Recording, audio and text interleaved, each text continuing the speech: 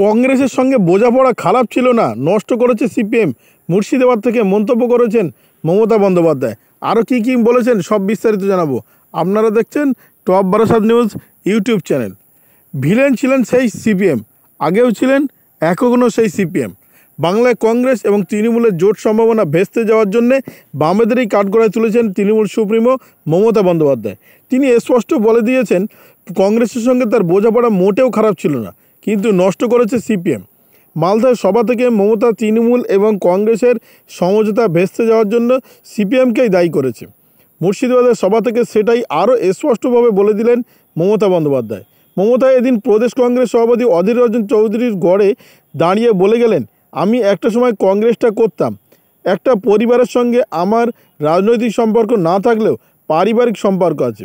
কংগ্রেসের সঙ্গে আমার বোঝাপড়া খারাপ ছিল না, কিন্তু সিপিএম জন্য ওদের সঙ্গে আমার সম্পর্ক অনেকটাই নষ্ট হয়েছে। বহরমপুরের সভা থেকে মমতার আসন সমঝোতা ভেস্তে যাওয়ার জন্য ঘুরিয়ে কংগ্রেসকেই দায়ী করলেন।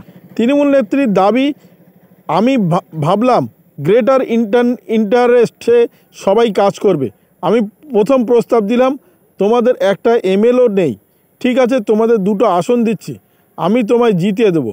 বলল না না, হবে না, সঙ্গে সঙ্গে প্রত্যাখ্যান। আমি বললাম, ভাই নমস্কার, ক্ষমা করো, আমি সিপিএমের সঙ্গে চলতে পারবো না। ওরা আমার মাথায় মেরেছে, আমার কোমর মেরেছে, আমার পায়ে মেরেছে, ওরা মানুষ মেরেছে, একের পর এক অত্যাচার করেছে।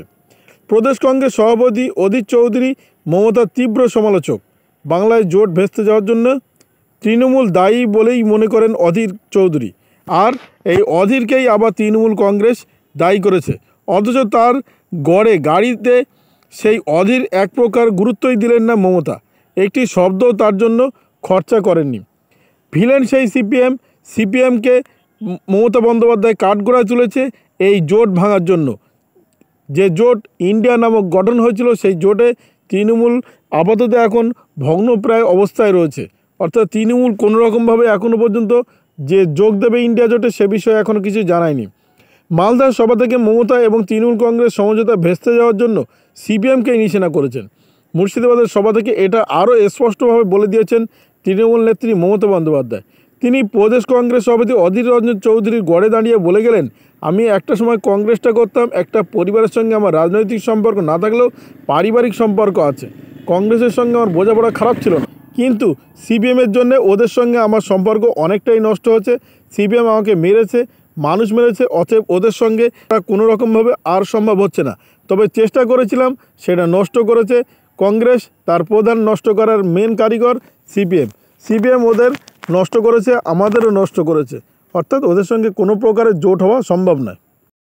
ভিডিওটি আপনার কোনো প্রকারের উপকারে লেগে থাকে অবশ্যই লাইক, কমেন্ট, শেয়ার করবেন। সেই সঙ্গে চ্যানেলটি সাবস্ক্রাইব করার অনুরোধ রইল। সবাই ভালো থাকবেন, সুস্থ থাকবেন।